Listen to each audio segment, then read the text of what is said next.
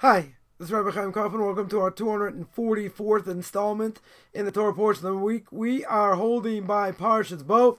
Parshas Bo, another packed parsha, where speak about the plague of locusts, and the servants of Pharaoh complain. You got the plague of darkness. You got the warning of the plague of the firstborn. You got Rosh Chodesh, Paschal offering, firstborn, plague, a lot here. Right, a lot here in this parsha. So, the Torah tells me, chapter 12, verse 30, it says, Pharaoh rose up at midnight, all the servants of Egypt. It was a great outcry in Egypt, for there was not a house where there was no corpse. Right, plague of the firstborn. Plague of the firstborn. Now, comes on Rashi, and Rashi over here says like this. Rashi says that Pharaoh got up from his bed. Now, what did it mean? What did it mean he got up from his bed over here? Says Moiv Rebbe, a Rav Gaon Moshe Stern Moshlita, should be well. And he brings down in Chokmah V'das, in his commentary on Chumash, and he says this is a wonder. Why? Because Pharaoh and all those people, they already saw 9 plagues. So they saw 9 plagues. And Moshe Rabbeinu,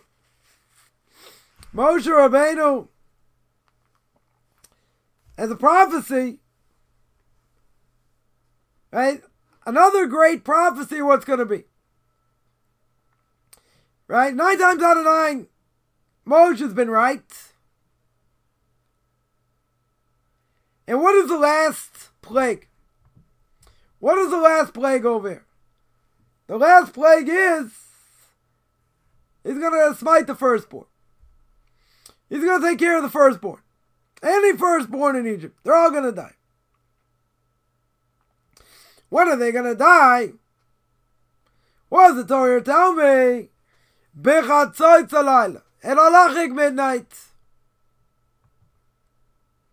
Right, or at midnight. Now, who's that coming to include?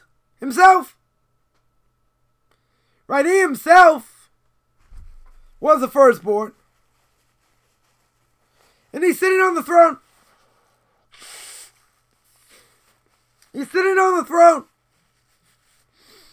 But again, what does the Torah tell me?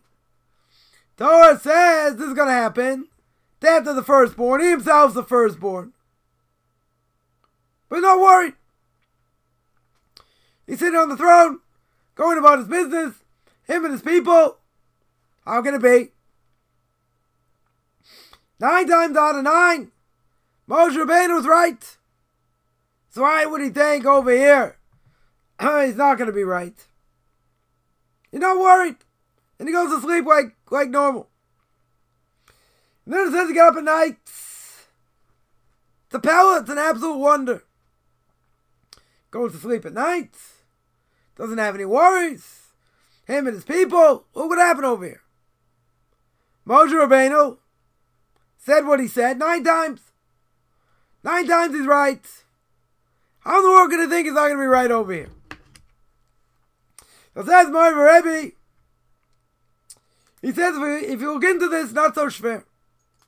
Right? It's not so difficult over here. Because if a person's attached to tumah, if it's attached to impurity, God forbid, meaning he's really attached. Not like he just does it once in a while. He's really attached. How can he separate from it? Since it becomes part of his psyche, in my language, he does it over and over and over. Impossible. Seemingly impossible to separate from this. And we see that, day is like night, night is like day. Things have changed all over Egypt. Egypt being demolished, all these plagues. How can anyone stay the same? Right? How can you stay the same? So we answered. Someone who's steeped in immorality, steeped in impurity. They go about their business like they normally do. But they're subservient to their desires.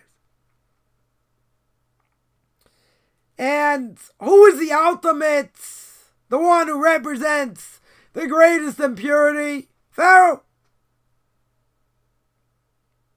But even though Pharaoh understands the God of Israel is the real God, and really he should be subservient to him,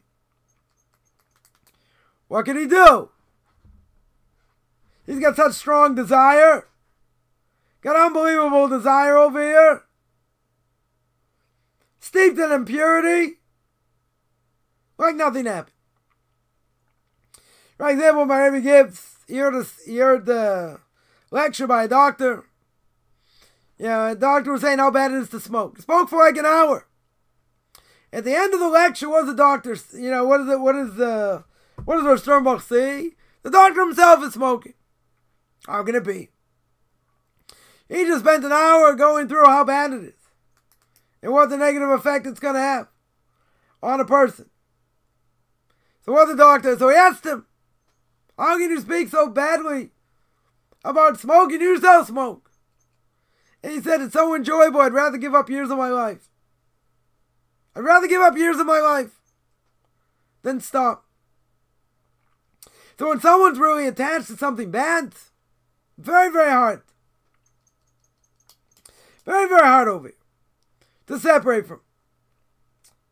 So everything continues and he says, we see it even today. We see that the ones who sin here in the land of Israel, right, the ones that are sonei das, the ones that hate religion, that even though really in their hearts they know what the truth is. They know what the truth is. Nonetheless, what happened to their kids? A lot of the kids on drugs. And they live, they live a life of hefkerus. Anything goes. Their life is like it's ownerless. They make fun of all kinds of things. They do whatever they want, go wherever they want. Right? Essentially, they're living like animals. But the parents know very well what the truth is. They know, they see. They're not blind. They're not blind over here. They see what's going on. They see where the kids are going. But what's the problem?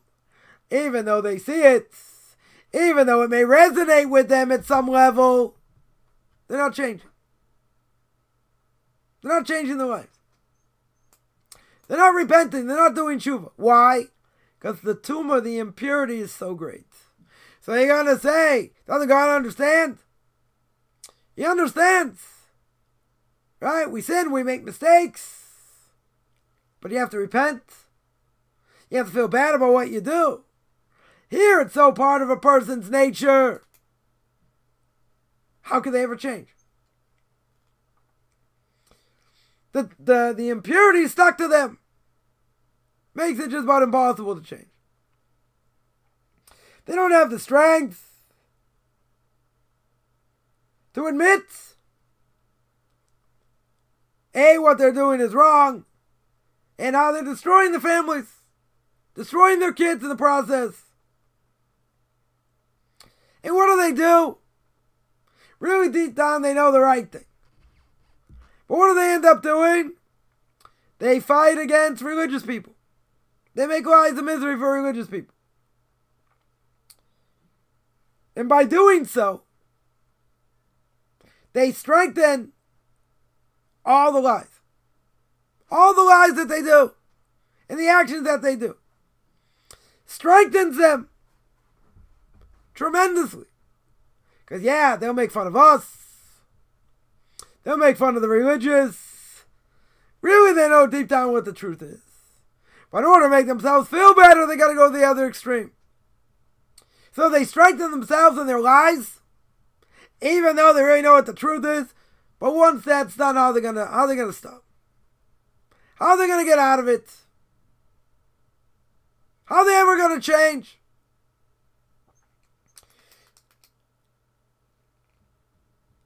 The Rebbe here says, very, very hard to change. Right? The more a person does these actions, the more he strengthens the actions, the more harder it is to change. And even though they themselves really know what the truth is, by doing the actions they're doing, they can't change. Makes it impossible for them to change. They strengthen themselves in their lives. And you see the end result. See the end result with their kids. Says Mori Rebbe further. Brings down the Vilna Gaon. Rabbi Elijah of Vilna, more than 250 years ago. And he already warned. What did he warn about? Power of speech.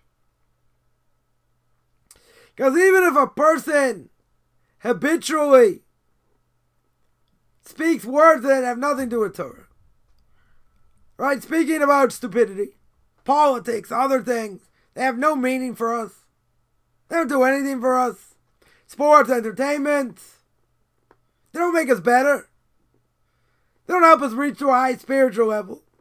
But he says they regularly speak these words of frivolousness, of nothingness. So what happens if they do it on a regular basis? The impurity attaches to them. So how do you get out of it? Right? That would be the obvious question. How do I get out of it over here? He says you need a lot of prayer. You need a lot of supplication to God in order to overcome it. Right? He's saying it's very, very hard to overcome because once you keep doing the same thing over and over, it's part of you. Very hard to change it. You need a lot of prayer, a lot of supplication. The reality is, we see that all desires attached to a person. Every last desire attaches to a person like glue. Very, very difficult to separate from it. So he mentions the story about the doctor and cigarettes, as we mentioned earlier. And he says, right, as we mentioned, even though I know it's going to damage my life, maybe take away years, he says I can't separate from it. And I'm willing to put my life in danger. That's a little bit extreme. You know it's going to kill you. You know it's going to take years out of your life. What can I do? I enjoy it way too much. I'm willing to give up years of my life for that. So what do we do? What does this person do? We lie to ourselves. That's what we do.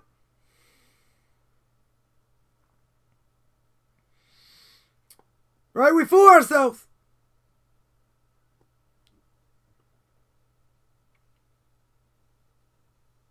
So too by Pharaoh. He's not able to separate from his impurity. Because he himself still thinks he's a god. Very hard to go away from that. So he's willing to fool himself. So there won't be any other plagues. Miraculous plagues over here. But, so what happened over here? So he could push off wanting to change and all that, because eventually the plague stopped. This time, though, the last plague, right, the plague of the firstborn, right, at the end of the verse says, no house didn't have a corpse. All the firstborns died.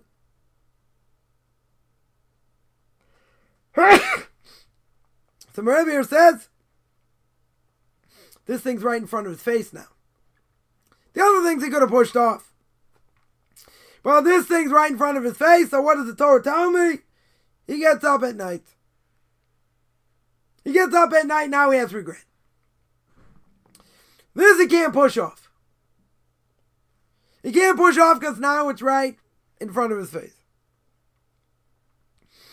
And so, my Rebbe here says, this is the way of the evil, evil non-Jews, of the nations. So what do? They do whatever they want, mess themselves up, do all kinds of things. And then they vent their anger to who? To us. They're acting like animals, doing whatever they want, and then they vent out against us as the Jewish people. So Rebbe says, okay, we're living in a time of Hester B'toch Hester Panim. Hiddenness within hiddenness. So what do we see? Even the evil ones of the Jewish people, not just the non-Jews, they also get strengthened in their impurity. In their falsehoods and their lies and all that. As if to say, with everything going on and all the problems, whose fault is it? Certainly not the Arabs' fault. It's our fault. It's the Haredim, the ultra-Orthodox, here in Israel. We enter the army with parasites. Cause all kinds of other problems. Corona. So what's the bottom line here? Everybody says, you know what the bottom line is? Person gets attached to tumah. Person gets attached to impurity. We can convince ourselves of so many things. So many things that don't make sense.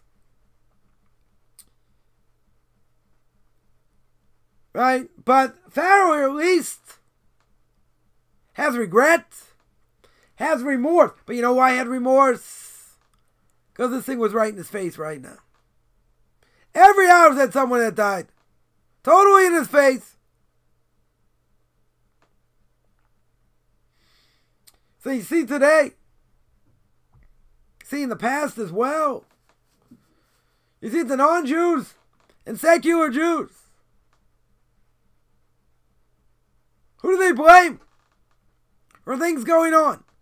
Us, the religious. Non-Jews will blame Jews in general. Secular Jews will blame the Haredim, the ultra-Orthodox, because they're living a life like animals. The impurity sticks to them like glue, and they live in that falsehood. How can they live in that falsehood? Person will ask, how? Because they keep adding to it. They keep adding falsehood to falsehood. And they're convinced, and they're so steeped in impurity, right? They need a snorkel in order to breathe. So it's lie built on lie built on lie, makes it impossible now for them to repent. Right? I'll cut some people a little bit of slack. Maybe something's going to happen. Maybe they'll actually see reality. They'll see really that the Torah is true. But he's saying that a person, the more steeped they are in impurity, impossible to change. Because that's all it revolves around. And then they're going to make up stories. They're going to say, oh, it's their fault. It's whoever's fault. And the impurity sticks to them. And they can't give in to truth. They don't want to give in to truth. And they'll steep lie upon lie upon lie. Till eventually there is no hope. Till eventually they're just going to spiritually get wiped off the face of the map. But they're willing to live the lie. They're willing to live the lie. And it's very easy to understand. Because even if they're getting decimated, other things are happening. Just like by Pharaoh. They can't go away from the impurity. The impurity still convinces them. Because they built lie upon lie upon lie. And when a person does that, they strengthen themselves that way, then God forbid there is no hope. Only a person who really wants to see the truth, then they can be helped. But the more they put lie upon lie, that's it, it's over. I remind everyone I have class on duties of the heart every Tuesday, doing the gate of self-accounting, 9 o'clock Eastern Time. Sunday, a packed day, Book of Leviticus chapter 16, death of the two sons of Aaron. Right, we're speaking about 9 o'clock Eastern Time, 4 o'clock Israel Time. Tanakh talk, controversial issues, 12:30 Eastern Time, 7:30 Israel Time.